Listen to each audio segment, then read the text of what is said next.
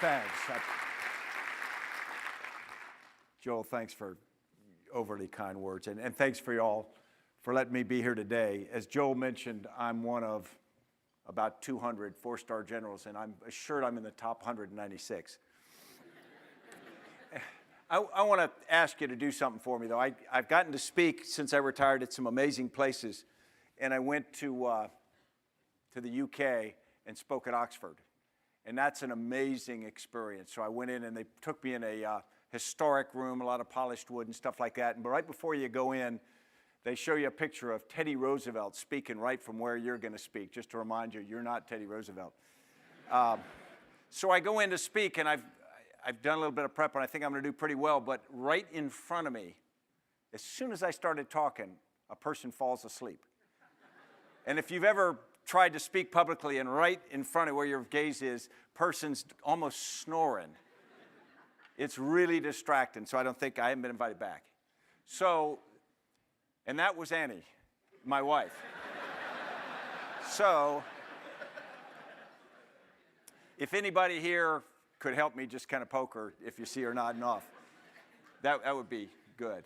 But, you know, she's been special to me. And as Joel mentioned, you know, go through a military career, there are points in life that are pretty big deals. And in the Army, when you get selected for Brigadier General, when you're promoted to that, it's a big step. You got about 24, 25 years in service. It's a big step. And it's designed to pump your ego up. And I was assistant division commander for an old friend of mine. So I'm in this ceremony with my parents present, Annie's parents present, a bunch of friends. An old friend of mine pins this general star on me. So I am feeling very good about me. And so I slide up next to Annie and I go, Annie, in your wildest dreams, did you ever think you'd be standing next to me as a brigadier general? And she said, Stan, you're not in my wildest dreams. So, yeah. So my ego is well in check, and it's right there. So thanks very much for letting me be here. What I thought we'd talk about a little bit today is leadership, because it's something that we all know a lot about. We all know most of the right answers, but we as a group and as a nation tend to struggle getting the answers right. So sometimes we got to sit and look at very strong statements. A lot of people say this now. And if you believe that, whether you do or not, you'd have to believe this. And then we got to look inside, because we go, okay, what would cause that? Why would that be the case? Or is that really true? Now, we're great leaders. But then you look at some of the things that have happened over the last even decade, some of the challenges we've faced, and you ask whether we've as effectively dealt with them as we would like to, and it's arguable whether we did. So you come to the question, okay, why? Have we gotten stupid? Have we gotten lazy? Have we gotten selfish? What has caused us to be so concerned about the level of leadership in America? And I've got a few thoughts. First off, I don't think we've gotten stupid. I don't think we've gotten soft. I don't think we've gotten of bad intentions. I think we still want to lead well. But I think what has happened is we had many, many years in which one model and one style of leadership was rewarded with success. The things that worked well for generations, and so they were reinforced by people wanting to use those more. And that's natural. You do what works. But in fact, as things start to change, sometimes you find they don't work as well. Sometimes you get more competition. We do. As Tom Friedman will tell you about the world being flat, it's much closer than it used to be. We're not competing with the people next door. We're competing with everyone now. Also, things happen faster. We communicate faster. It all goes at a speed. You can't be in a front office and let things come up at the speed of paper through a bureaucracy and be relevant anymore. They're more complex. They've always been complex, but I'd argue it's probably more than ever. And, you know, when you tell everybody to do something, if you're the great leader in the front office, they don't always do it with quite the speed or dedication that you wish they were. The discipline of a lot of things in our society, look at our political parties, don't respond like we think they did or like we think they should. And so what I think we've got now is a gap. We had a very successful model, or at least it was successful for many people, and suddenly we've got a requirement that's different from what we had, and so it's not working so well. Now, this was something that I think I personally experienced in my career in the military, and so maybe I can put it in that context. For me, where it began, in April of 1980, I was a young Special Forces officer, Green Beret, in Thailand. And thousands of miles away from where I was, something happened that changed the rest of my career, and I had no idea at the time that it would. And what occurred was, in the deserts of Iran, a mission called Eagle Claw, which was President Carter's directed rescue attempt to bring Americans captured, held hostage in the American embassy in Tehran, failed. And it failed very publicly, it failed very painfully. What happened was the raid force went in two groups. It went in helicopters and it went in C-130 aircraft. And on the ground, the helicopter maintenance got to the point where they had to abort the mission. And that was disappointing.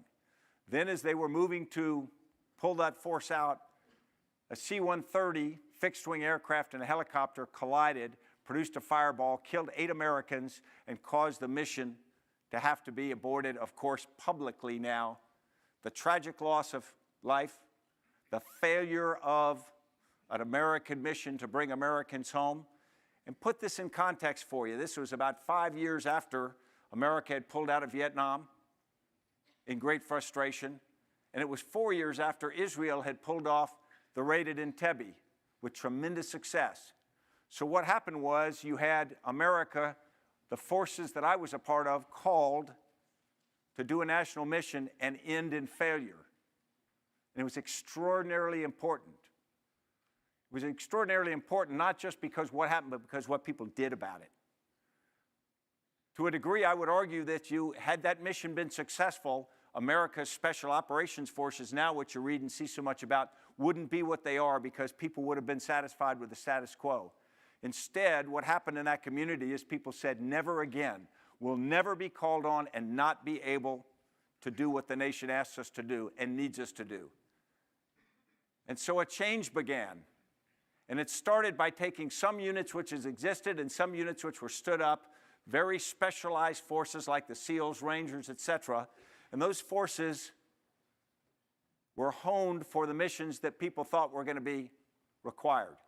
And very quickly they became world class. I mean, they became as good or better than what anyone had in the world.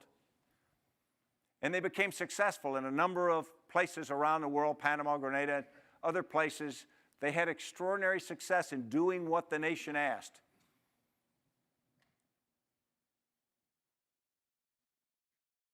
But they were also stovepiped. They tended to grow separately. And when they grew separately, as a lot of cohesive organizations do, they tend to become a bit tribal.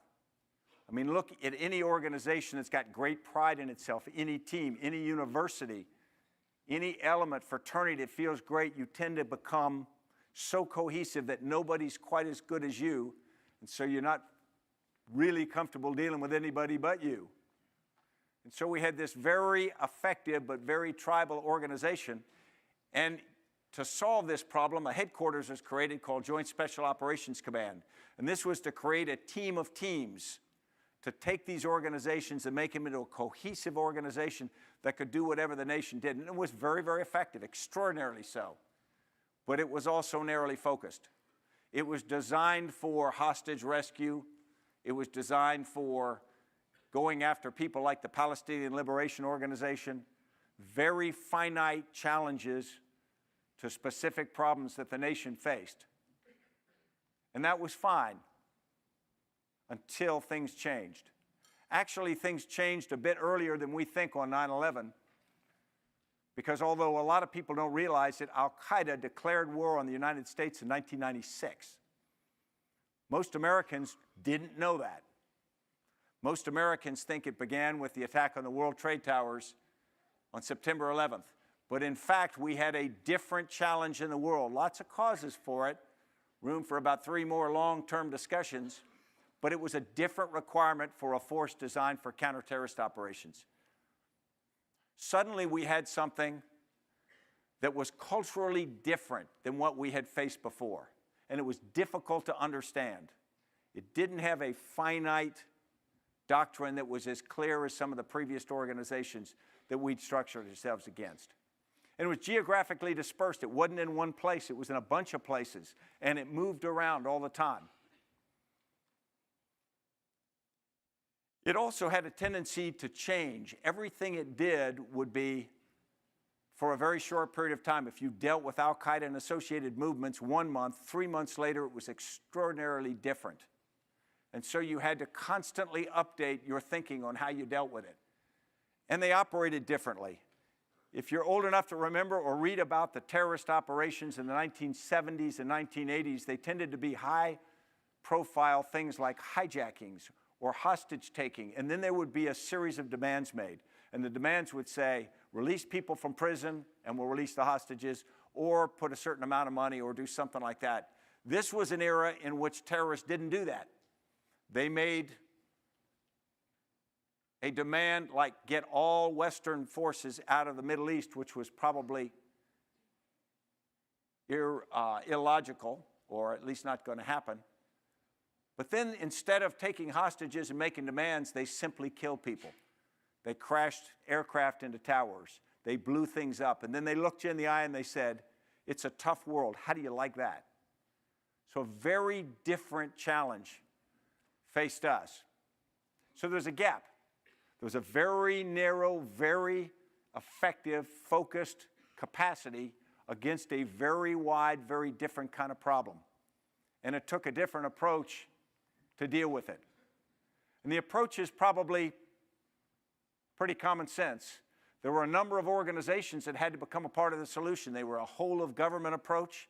Different intelligence agencies, Department of State, FBI, and whatnot, all had to become a part of this, and partner nations as well, if we were going to understand and deal with the problem.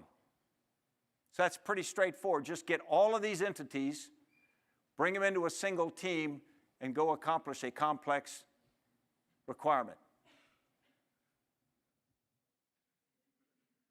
If you've ever been a part of this, I've never seen that happen much, because that's just not the way people operate. It does on paper. It even works on a keynote slide. But this took us several years to pull off because there were some real challenges. First off, we had a counter-terrorist task force that had all these forces in it, and I was the leader, but I wasn't in command. I commanded the military part of it, but everybody else was there on a handshake. So everybody else was there basically on a volunteer basis from their organization or individually, so you can't tell them what to do. I didn't have statutory control. I couldn't hire them, I couldn't fire them, I couldn't give them a pay raise, I couldn't give them a bonus, I couldn't do anything like that. So they're there working as part of this task force, but I don't have the kind of coercive control or reinforcing things that we normally attach to management or command and control. So it required us to lead by influence. Now, if you think military, you say, well, we don't lead by influence. We lead by tell everybody to do this, and everybody does that. That's never been the truth in the military. But in this kind of organization, it was particularly not going to be the truth. So you had to convince people that what you wanted them to do was something that they wanted to do, and it was in their interest. And so we came upon something that was very different from what we expected. The real solution to this was something we came up with called shared consciousness and purpose. And if you think of it, I grew up with sort of barrel-chested, big-knuckled commandos, and you throw something like that up there, you get your ass kicked, you know? So you had to go back and remind them what it's about, because this is what it's about. It's about winning. Now, I'm not talking just military. If you're in a business, it's about winning what you do. If you're an educator, it's about educating kids. There's some standard of winning in whatever you do, and that's what it's about. So the first thing, if you think about with winning, it's results. You got to figure out what results you are, and you got to identify them. In our case, we had to prevent Al-Qaeda attacks. The second, we had to be effective. And that meant for us very precise operations, the kind you've gotten used to seeing, the raid that got Osama bin Laden, extraordinarily effective in its execution. In this case, you had to be on the right target at the right time every time. But suddenly, you had to do this not once every 3 months. You had to do this 10 times a night because it had to be scalable. The size of the problem that Al-Qaeda and associated movements gave us was extraordinarily different than anything we'd focused before. We were an organization that was designed to be very deliberate in its planning and execution, then very successful, but instead, suddenly we had to do that on a speed that didn't allow you to have centralized control of operations in the way that you were used to.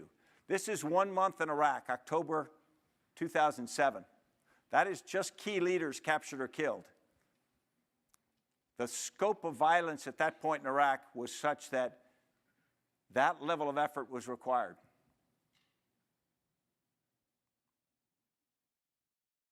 So how do you get there? How do you do that? The solution's pretty clear. In a very complex, constantly changing environment, you got to be operating at the highest level ever, faster than anyone ever even thought about. So how do you get that mission statement from somebody? Do cold fusion by morning. So what's the approach to fixing this? How do you get there? This is the first reflexive way most organizations, and ours did. We're going to do what we already do. We're just going to do it better. We're going to become the best shots, the best pilots, the best everything in the world. We're going to execute so well, and we're going to work harder than ever before. The problem with this is there is a limit to physics. You can get better and better and better. At a certain point, you can't get that much better. The assembly line can't get that much more efficient and faster. Some other way has got to be found. And this is what we came up with. Shared consciousness and purpose. We didn't put it in a big, fuzzy red ball for obvious reasons. And so we spring this on people, and this is great because, that's the obvious answer, right? And then that's the obvious question. I got it, boss. We'll do that. And oh, by the way, what is it? So what do we think it is? This is what we think it is, or what I think it is. It's everybody understanding everything. Obviously, that's an unattainable standard. But everybody having all the same information, not to draw all the same conclusions, but so that everybody has all the pieces of the puzzle, and the combined wisdom gives you the opportunity not to be dependent upon a single person or a few people to direct this organization. And then the second part of it is all these people across the organization feel like they own the mission. If you ask people what their mission is, it's not, hey, I'm here cutting this stone. It's I'm part of a team building a cathedral. And it's really a big change in many organizations. And it was a big change in our organization. So we came up with really breaking it into 3 parts. The first was designing it, and that's understanding what you're doing. We'll talk quickly about it. We're executing it. How do you actually do it? That's where most organizations struggle. And then finally leading it, because that's the most important but the most difficult part. So think about defining winning. We went to Afghanistan in the fall of 2001. We've been there ever since. And yet if I asked everyone in this room what the definition of winning in Afghanistan is, we'd probably get many, many different answers. When I went there in the summer of 2009 to take over, I had different mission statements from different headquarters. I was a NATO general and I was a U.S. commander, and I had 2 different mission statements, which is great. You just pick the one you want. You're always going to be in trouble. So you got to define winning. And then the second is you got to align your strategy. And we had 46 nations in Afghanistan. The bottom line is everybody's got to understand not just where you're going, but how you're going to get there. And if you think about any organization, if you don't have an agreement on how you're going to get there, you're going to struggle en route. And then defining team. What's your team for something? Typically when we define team, we want to say it's the people who wear the uniform we wear. It's the people who operate in the same organization. It's the people whose paycheck are signed by the same person. People in the same school, same hat, same sweatshirt, you name it. But I'll argue that's way too small. The team is whatever community is required to get the task done. So if you think about it, the team required to put this talk on today, the business school, obviously me. Somebody had to get me here. Somebody had to turn the lights on. Somebody's got to produce the power for this. Somebody's got to do all the different parts. I'd argue that's the team. And it's much more complex than you think. And one of the problems is everybody's got to understand they're on the team and feel like a part of it. So unlike just the group that is on the target, all the people, the medevac, the people flying Predator UAVs and whatnot, they're just as important as the people doing the actual task, because if they're not successful, the endeavor's not successful. And we've got to reward and motivate people as part of that wider team. Then building a network. We talk a lot about building networks, and that's building, typically we confuse that with just the information technology. We build connectivity to everyone. We give everybody a cell phone, iPad, computer, whatever we're going to use, and we say, okay, we've got a network. Well, in reality, you've got the potential for a network. A network is that connection that actually occurs, that does something. Do people communicate? Do people collaborate? Do people operate more effectively because of that connectivity? And I would say that that's the goal, but they don't automatically. You've got to foster and force communication. This is a picture of Mike Bloomberg. That's where he works in New York City. That's a place called the Bullpen. It's a room a little smaller than this, and he sits in the middle. He doesn't have a private office. This is a billionaire mayor of America's biggest city, and he doesn't have an office. And you go in and talk to him, and you say, well, where do you really meet people? He goes, right here. And if people want to talk to him, they talk to him right there, and it passes information. And it's extraordinarily effective. There he is.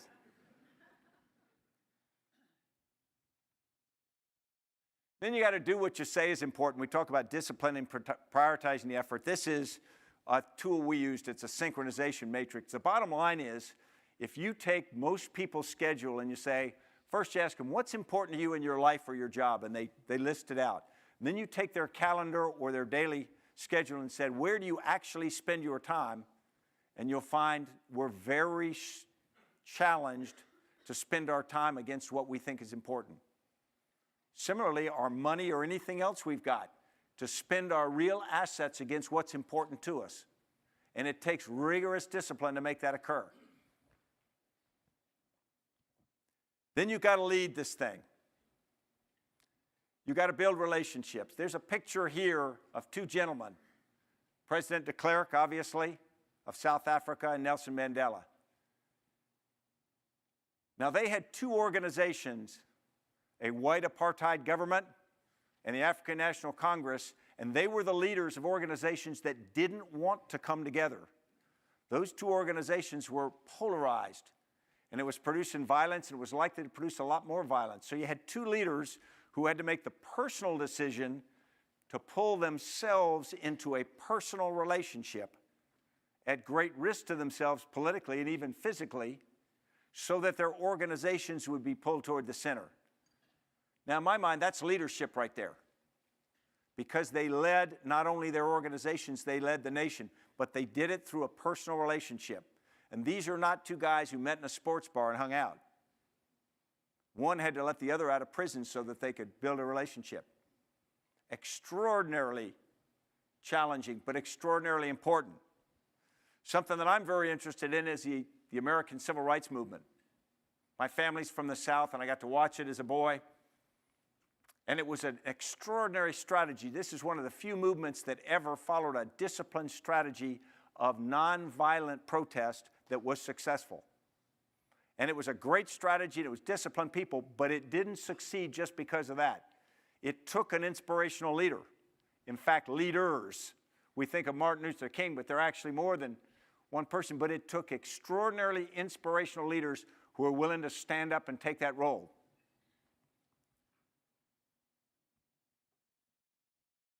People who are willing to realize that leaders actually lead. They don't follow opinion. And then there's the requirement to change. In combat, if you don't change, you pay a price. If you're at Lehman Brothers and you don't pay a price, you get a cardboard box. And so the organization either learns and adapts or it's gone. So what is this? It's shared consciousness and purpose. It's not a cycle that happens in sequence. It's a cycle that happens all the time. At the heart of it, it's communication. Without a doubt, it's more than communication, it's really leadership. And then in reality, and this is what scares people when you actually talk about it, it's culture change. Because why do people form a culture? Because it's comfortable and for them it works. And why do they defend it? Because it's worked for them. So as we go forward to what we call this now as cross-lead, but it's really some common sense forms of leadership. Now I want to talk just about a few leadership intangibles, and then we'll open it up for discussion, because there's an awful lot of this that is enduring, but it's worth talking about. That's my only Roman poet quote. It's the only one I know. But it's also important because if you think about leadership, think about people who've actually experienced it and had challenges. If someone's cruised on to success from birth, they're probably not going to have learned as much along the way as someone who's had to climb over a number of things. In business, politics, you name it. So let's talk about some of these. First is your personal interactions. You are, as a leader, extraordinarily important. You don't think of it. We're not raised to have big egos. When I was young, I thought of myself as any other of the knuckleheads, and I was, and I still am. But when I was a battalion commander, I used to write personal notes, and one time I wrote a note to some wives in the unit that Annie had recommended I do because they'd done a lot of good work for it, and went over to their quarters, and one of the notes was framed. It was a handwritten note, just a thank you note, and they had it framed on the wall, the wife did. And you suddenly realize how important thanking people is, and how important you as a leader can be. You can have that impact. It doesn't mean you think you're a cool person, but it does mean you can touch people, and you should do that. So every time you have interactions, you got to figure out, how can I get this right? And you may have 150 in a day. And if you're a senior leader, for me, the litmus test I always told people was, if you talk to someone and they're going to go home that night and tell their spouse about the conversation, then you're a senior leader. And every comment you make to someone matters, because if you're flip or you're tired or you're cranky or whatever, they're going to go home and tell their spouse that. But if you're positive and upbeat and do the kinds of things you want to do as a leader, they're going to do that. And that's what you want to be. But your interactions are hard. I remember standing next to the hospital bed in the center, and that young Afghan soldier had lost both legs. And guess what? He's not going to get the kind of medical care there that we give our veterans here. He gets pretty good medical care, but then he goes back out into society. He doesn't get the kind of prosthesis that we would give our forces because they can't afford it. This kid asked me if we could get him legs so he could go back into the fight. So your personal interactions not only affect them, but if you're human, they affect you. And then there's time and energy management. You only got a certain amount. These are two brothers that worked for me for a number of years. This is their typical pose. There's only so much of you, and you can't create any more. You can't drink energy drink and get 3 more hours out of the day. You can try that for a while, but pretty soon what you'll find is you run out and the people around you fall down. So suddenly you got to do a couple things. One, you got to realize you're human. And the second, you got to realize the people around you are human. And you've got to take care of them just like you take care of yourself. Obviously, I did a good job of them. You're going to work up and out as well. We all get very comfortable dealing with the people that work for us because they typically are going to be cheerier and more pleasant to us because we pay them or we rate them or whatever. But you're going to have to work up and out. In many cases, as you get more senior, the most important thing you do for the people below you is to work well with the people above you. And you owe it to them. You owe it to your bosses and your peers to keep them informed, to develop the kind of relationship. But every once in a while, you owe it to them to just reach up and say, hey, thanks, you're doing a good job. And we think of that as being a sycophant or sucking up. No, sometimes it's just senior people supporting each other. Because unless you're not human, you're going to need that. People ask me, when do I lead by example? I'll tell you, you're leading by example every moment of every day. Either a good example or a bad example, but you are. People watch everything you do. They don't watch just when you're up on stage giving the talk. They watch everything else. If you double park your car out there when it's not allowed, come in, give a great talk, and then other people say that, that's going to get out there, and pretty soon that's going to be that sucker who double parks. Hugely important. The guy on the left, I was talking to a British NCO. They had just gone into the Helmand River Valley, summer 2009, had lost his brother a few months prior in Iraq when I was there. And so as you're dealing with people like that, you're showing them not just that you care, but you're showing you're willing to be in Helmand with them. You're willing to be there when it's late, when it's dangerous, when it's cold, whatever it is people don't like, you're willing to do that. And then inclusion. What's most important? I played junior varsity basketball when I was in high school at one point. And I was like the 7th guy on about a 10 or 12-man team. But he only played about 6 guys. So the whole year, I got in the game one time for about 20 seconds. I got a shot off and I hit it. I had the highest shooting percentage in the team. So I haven't got any phone calls asking me to the NBA,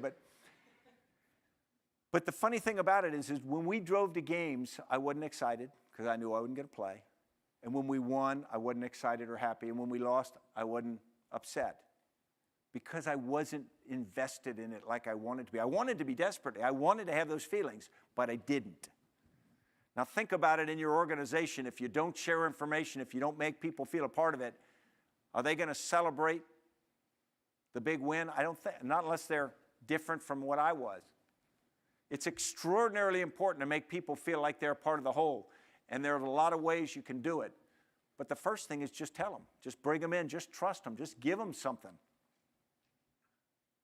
And then the final is really leadership during crises. If you haven't had any crises, hang on. They're coming. You are going to face some. And the problem with a crisis, it's not like the movie where the crisis arises and you know exactly what to do. If that happens, it's not a crisis. It's the crisis when it arises and you go, holy smoke, this has never happened before. What do we do? And everybody looks at you. And that's the first thing that happens. Everybody looks at you. The picture in the center, this was when an American jet, at the request of a coalition force, dropped 2 bombs on some fuel trucks that had been hijacked by the Taliban. The problem is they were surrounded by civilians when they dropped them. And about 100 civilians were killed. Nobody tried to do the wrong thing. There was no evil. But about 100 civilians were killed. So we suddenly had a crisis with the Afghan people. We had a crisis with the Afghan president. We had a crisis with the coalition partner who had dropped it because they were upset and they were worried about recriminations on themselves. We had levels of crises. So what do? What I did was the first thing I did is try to, across the force, communicate what's the right thing. I called President Karzai. I went on TV and apologized to the Afghan people. I dealt with the coalition force as openly as I could, but I said, we're going to do the right thing here. We're not going to try to hide it. We're not going to try to shape that it wasn't what it is. And the whole time you try to be the example because everybody's watching how you respond. Everybody watches your body language, whether you're calm, whether you're not, and whether you operate from a moral compass that they want to believe in. Because as soon as they see you cutting corners or shaving edges, your regard, even if you get away with it, is gone. So this is what I came to believe. People ask me often whether leadership is something that's born with or whether it's taught. I think you can teach it. The biggest thing is people just have to make a decision to be a leader, because the thing about leadership is it's not that complex, but it's really hard. I can tell you all the right answers to be a leader and you won't write them down because you'll know them all. But it's like knowing the right answer to be in great physical shape or to be very well read or to speak 6 languages. The difference is just doing it. And that's where leadership falls. Thanks, and I'll open it to your questions.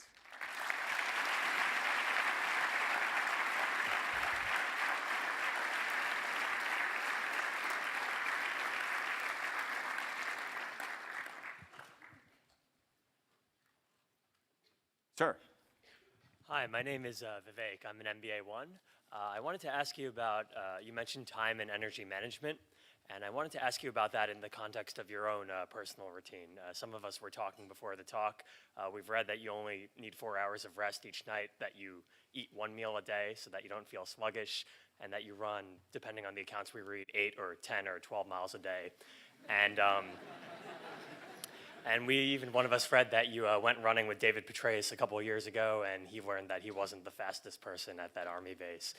And so what I wanted to ask was, what advice did you give to the officers who worked for you, and you would give for us, even though most of us won't be going into combat situations, about staying fit and healthy and prepared to take on the task of leading, how we structure our days so that we don't waste time and get the most out of every moment in each day?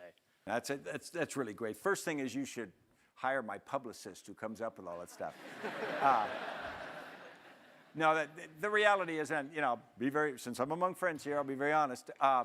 Yeah, I eat 1 meal a day, and that's just because I do feel sluggish if I eat more than that. Now, that meal is of prodigious proportion. It's, I describe it as anything I can reach until I fall asleep. So, it's just a habit I got in many, many years ago, and so it's just one of those things. In terms of the amount of sleep, I slept about that because that's how much time I had. If I had more time, I'd be happy to sleep more. And I certainly, when I get the chance, I do. But I did find out that that's about the balance that I needed to, at that point, to do the things I did. And so what I tried to do was hit a balance that made me feel right. I got up early in the morning and worked out because that was important for me to get the day going. Then I had some quiet time alone to work. Then I did most of the day and visit troops and all. And then in the evenings, I start to fade in energy. And so what I learned to do was put those things that don't require analytical thought later in the day. I mean, guys would learn my staff would learn not to come to me for really good decisions at night. But I could sign stuff. I mean, I could do, those kinds of things. Yeah. I mean, you got to know your limitations. But I also learned to have people around me that really understood. I was very transparent about my battle rhythm and strengths and weaknesses that could fill in the gaps, but could also know when I'm best in the day, how much sleep I need. I had a certain, guy I worked with that just was very protective of that. At times he'd say, stop it, go to bed. That sort of thing is important. I think all those things are really important on a couple levels. One, when you're in an organization, people want to know that you are somebody that they have respect for. I think if your health is in a shambles, if your finances are in a shambles, if your personal life's in a shambles, you're not going to build as much confidence in them as if you got your act together. So it's just like if they see you cheat on your taxes, and they wonder how you're going to deal with them in a business sense, they're going to do the calculation. If he lies to the U.S. government, he might lie to me too. All those things matter, and I think you don't need to make a big publicity about it. People will watch you enough to know whether you've kept up. But it's not something just for you. You owe it to them. Thanks. Hi, sir. Rob Simmons, class of 98, company C2. I'm here in the ed school and thinking a lot about unit readiness and how leaders assess their collective units. And especially under circumstances where they're doing something new, like a new product or a new development, or in your case, a new Afghan unit getting ready to do something. And kind of what are the metrics and what are your thinking around that we can benefit from? Yeah, I don't know if you'll benefit from it, Rob. Thanks. The key thing about metrics is we tend to measure what's easy to measure, and we tend to struggle with measuring the things that really tell us what we want to. What you're trying to measure in a new organization is, can it do what the organization is designed for? And so until you get a chance to use it, you're trying to create the analog of that, and how many ways can you measure it? In military units, we would measure how much equipment they had, how many senior leaders, do they have the right number of people, do they have the right ranks, do they have the right amount of equipment? it tells you some stuff, but it's a predictor, but it's not any guarantee that that organization can function. And so, obviously, what I would do is those basic ones are pretty empirical. I would then try to develop some tests which tell me how they do. The first would be cohesion, though. Does that organization, can it do stuff together? And so, to a degree, even if the organization's task was to do something you can't measure, let's say, if their task is to put out forest fires, but you can't go light forest fires to check if they can do it, I'd go, well, you can, but what I would do is I'd say, what do you really need to fight a forest fire? You need people who are pretty physically fit, you need people who understand the science of it, and you need people who work together as a team. And if I had to go find something that requires them to work together as a team and maybe think a little bit in the process, I'd do that. Some physical things that, tasks that go as team sports, I think would be very, very good. For more complex things in business, you're on your own. Thanks. Thank you, General, for coming. My name is Mubarak Imam, and I'm curious about what actions do you think the U.S. and Pakistan can take to make Pakistan a safer place? That's a great one. If you go back and you look at the history between the United States and Pakistan, of course, Pakistan formed in 1947, it's been uneven. There's been a series of periods when Pakistan felt as though they were the better partner for America during the Cold War, during the 1980s when they were the conduit for support to the Mujahideen, during 1970 when Henry Kissinger went through Pakistan in preparation for the China trip, preparation for the China trip that Nixon took. Pakistan felt like they'd done more than America was doing in return. And then it goes turnabout, and there are periods where America thinks that America's doing more and Pakistan is supporting the Taliban or supporting Lashkar-e-Taiba or you name it. So this huge amount of mistrust. I think the most important thing we can do is everybody step back and do a reset.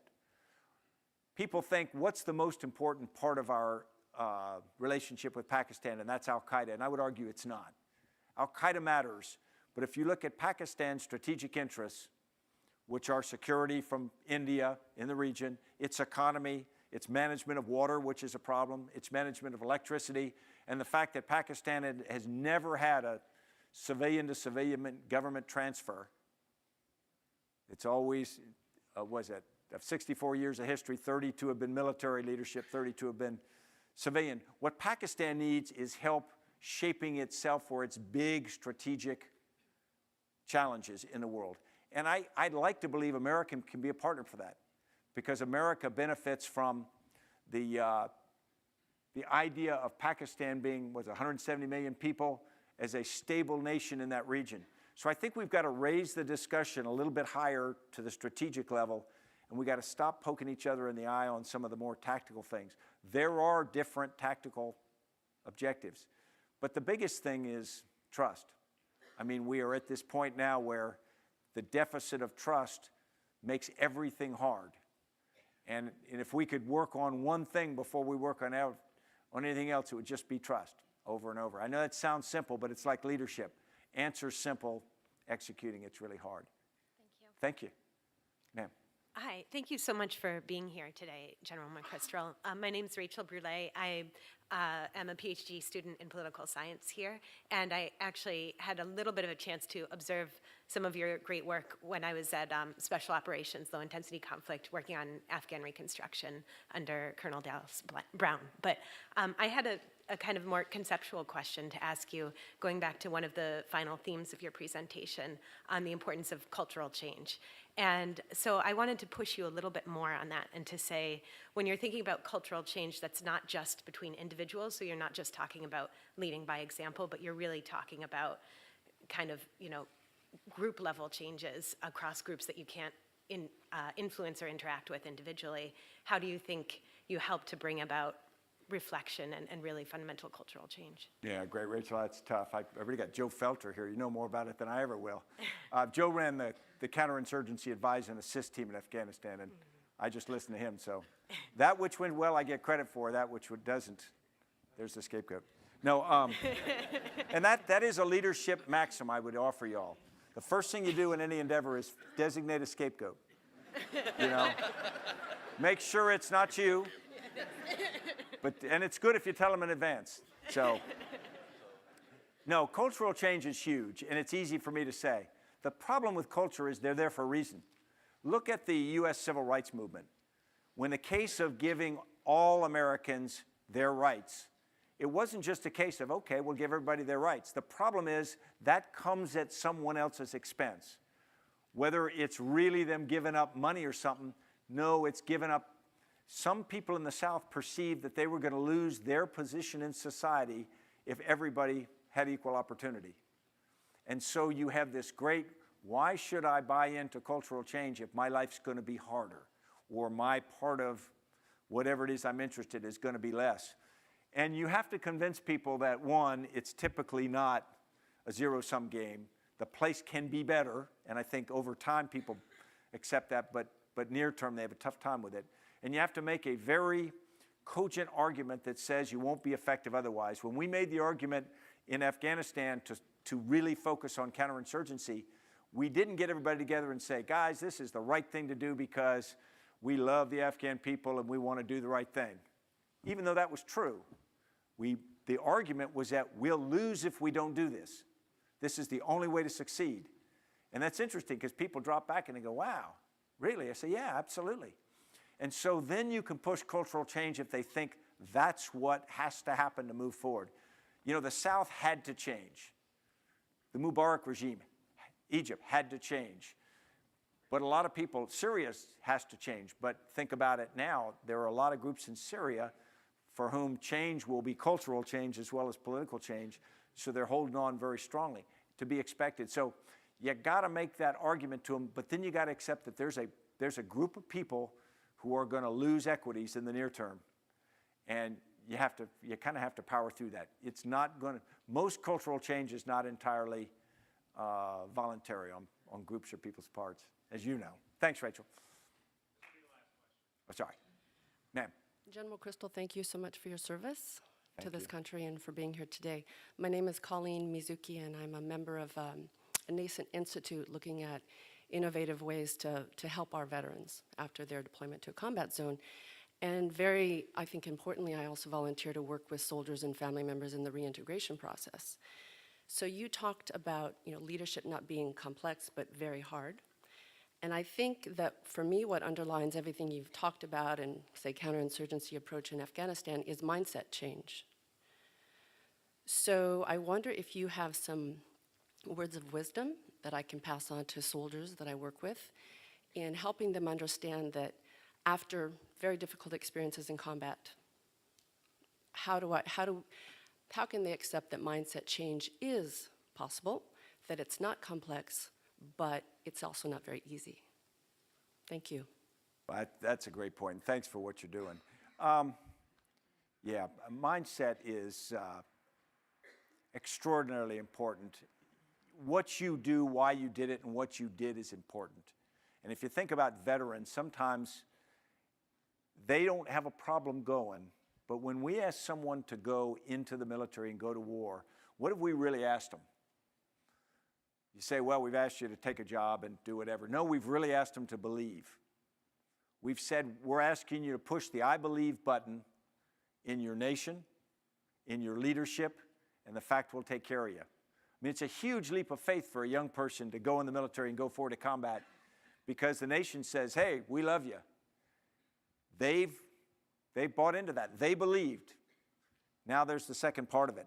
I used to go around to battlefields and places in D.C. and whatnot, and I'd see monuments. And I'd say, wow, this is a monument to the ego of the people who were there, and they really just want their head patted for the fact they did that and whatnot. And that's not it at all. As I got older, I realized that's the opposite of it. When you go to a monument like the World War II Veterans Memorial there in D.C., what you really see is of the 8 million Americans who served in uniform and then all the families who were touched by it. War is pretty ugly. When you're up close to it, it doesn't feel good. It doesn't feel clean. It's war, and it's frustrating, and it never comes out exactly like you want it to.